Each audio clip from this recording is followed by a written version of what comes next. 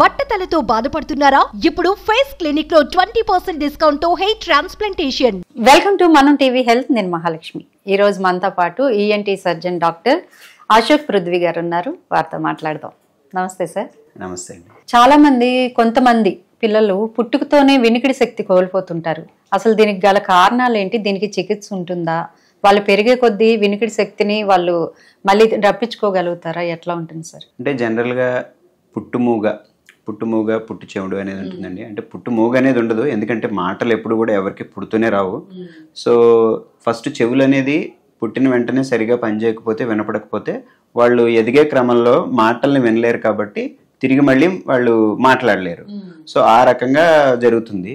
ఇది ఇప్పుడు మనకి 99% ఏంటంటే అండి, జన్యుపరమైన కారణాలు ఉంటాయి. అంటే జెనెటిక్స్ అనమాట. అంటే లోపల మనకి బయట చెవి, మధ్య చెవి, ఇందాక మనం చెప్పుకున్నట్టు బయట చెవి, మధ్య చెవి, లోపల చెవి, ఈ మూడిటిల్లో ఈ లోపల చెవిలో కనుక డిఫెక్ట్ ఉంటే ఈ నరాలు అనేది దెబ్బతింటాయి అనమాట. ఈ లోపల చెవి అనేది ఆల్మోస్ట్ ఇది బ్రెయిన్ కి మనకి కనెక్టెడ్ అనమాట. సో దీంట్లో ఏమవుతుంది, ఆ నర్వ్స్ లో డిఫెక్ట్ అది ఉండడం వల్ల అవి సరిగ్గా ఫంక్షన్ చేయలేవు. అప్పుడు మనకి ఈ ఏంటంటే పూర్తిగా వినపడకపోవటం అనేది జరుగుతుంది. ఈ సందర్భాల్లో ఏంటంటే ఈ పెద్దయ్యాక కూడా వాళ్ళకి తిరిగి వినికిడి వచ్చే అవకాశం న్యాచురల్గా అయితే ఉండదు. మనం దానికి ఏం చేయాలంటే కొన్ని సర్జరీ ద్వారానే మనం దాన్ని తిరిగి తీసుకురాగలము.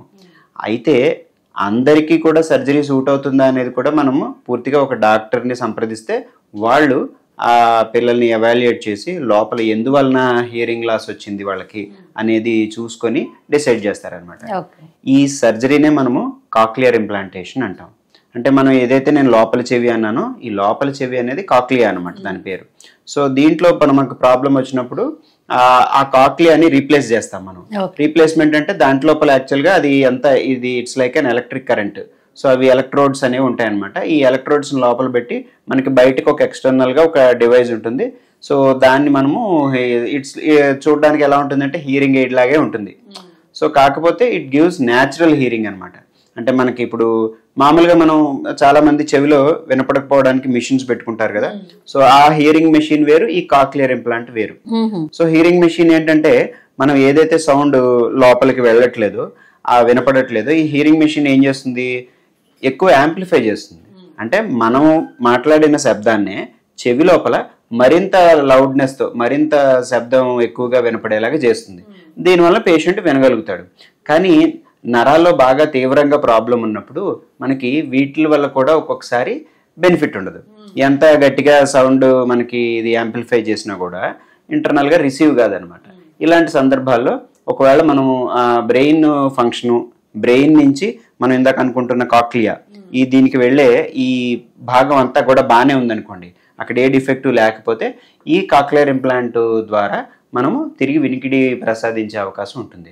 కాకపోతే ఇది ఎంత తొందరగా చేస్తే అంత మంచిది. ఎందుకంటే పిల్లలు బాగా ఎదిగిన తర్వాత మాటలు మాట్లాడలేకపోయిన పరిస్థితి వచ్చిన తర్వాత మనం ఆపరేషన్ చేయడం వల్ల వాళ్ళకి లెర్నింగ్ ప్రాసెస్ అనేది పిల్లల్లో బాగుంటుంది. పెద్ద అయిన తర్వాత చేస్తే అది కొంచెం కష్టం అవుతుంది. కాబట్టి పుట్టిన 6 నెలల నుంచి సంవత్సరం లోపు చేస్తే వాళ్ళు దీనివల్ల ఎక్కువ రిజల్ట్ పొందగలుగుతారు. ఈ సర్జరీ వల్ల వాళ్ళకి ఫ్యూచర్ లో ఎలాంటి ఇబ్బందులు వస్తాయంటారు? జనరల్ గా ఈ సర్జరీకి అనేది 99% సేఫ్ గానే ఉంటుందండి. సర్జరీ అనేది పెద్ద సర్జరీయే కానీ బట్ రిస్కీ సర్జరీ కాదు.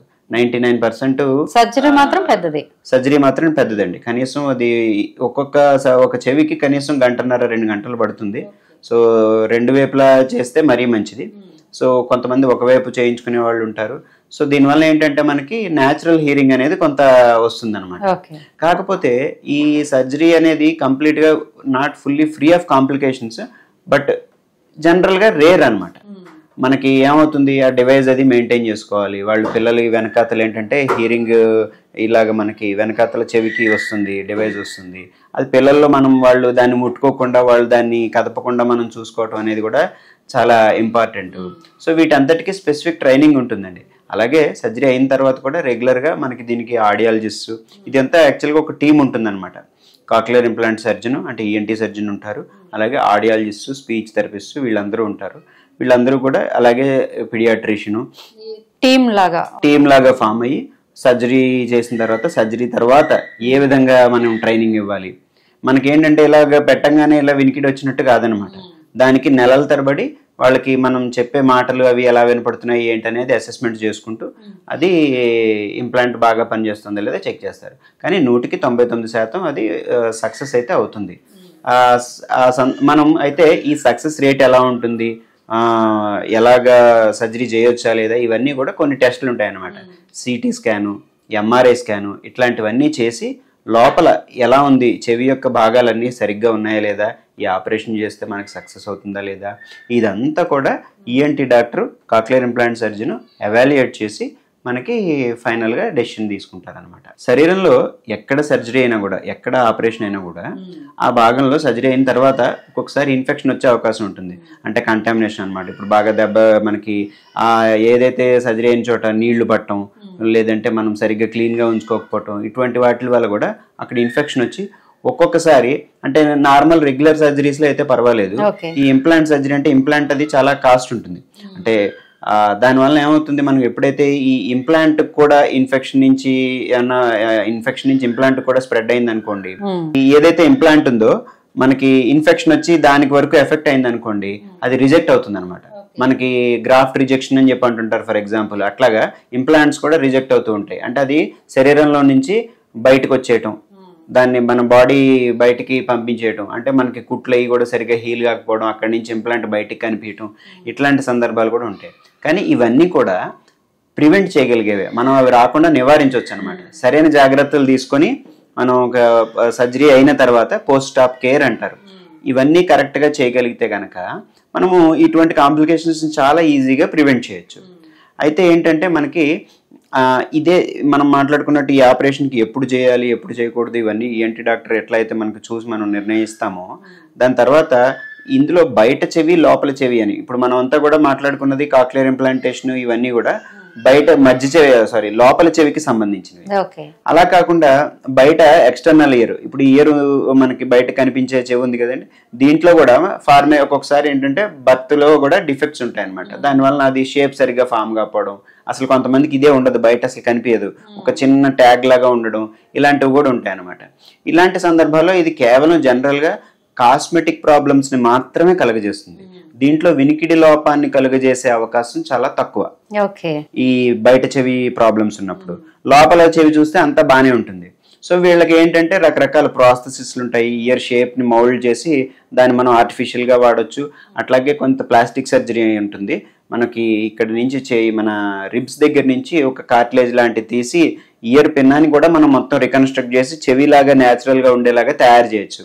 అది ఆటోప్లాస్టీ అంటారు దాన్ని. సో ఇటువంటి సర్జరీస్ ద్వారా కూడా మనం ఇయర్ ని రికన్స్ట్రక్షన్ చేయొచ్చు. ఇది బయట చెవిది. దీంట్లో నేను చెప్పినట్టు ఏంటంటే లోపలి యొక్క భాగం దెబ్బతినే అవకాశం చాలా తక్కువ. సో వాళ్ళకి హియరింగ్ డెవలప్మెంట్ అన్నీ కూడా జనరల్ గా బాగానే ఉంటాయి, సో ప్రాబ్లం ఉండదు. కానీ అలాగే మధ్య చెవి, ఈ మధ్య చెవికి వచ్చేసరికి దీంట్లో వినికిడి లోపం డెఫినెట్ గా ఉంటుంది. మన మధ్య చెవి లోపల చెవి వినికిడికి చాలా ఇంపార్టెంట్. సో ఈ మధ్య చెవిలో కూడా మనకి డిఫెక్ట్స్ ఉన్నప్పుడు కాక్లియర్ ఇంప్లాంటేషన్ కాకపోయినా మనకి reconstruction surgeries, hearing reconstruction surgeries అని ఉంటాయి. వాటి ద్వారా మనం హియరింగ్ అనేది తీసుకురావచ్చు. అయితే ఇవన్నీ దేని మీద ఆధారపడి ఉంటాయంటే ఈ మధ్య చెవిలో అన్ని భాగాలు ఎలా ఉన్నాయి, ఇయర్ డ్రమ్ బాగానే ఉందా, కర్ణభేర్ బాగా పనిచేస్తుందా, లేదంటే అక్కడ ఏదైనా డిఫెక్ట్ ఉందా, లేకపోతే కర్ణభేరికి వెళ్ళే మనం ఇందాక ఇయర్ కెనాల్ అనుకున్నాం కదా, ఇయర్ కెనాల్ సరైన ప్యాసేజ్ బాగానే ఉందా, ఒకవేళ అందులో డిఫెక్ట్ ఉంటే దాన్ని ఓపెన్ చేసి మనం ఇయర్ కెనాల్ క్రియేట్ చేస్తారనమాట. ఇటువంటివన్నీ అంటే మనకు అక్కడ ఉన్న సమస్యను బట్టి దానికి తగ్గ చికిత్సా విధానం ఉంటుంది. Okay sir, thank you.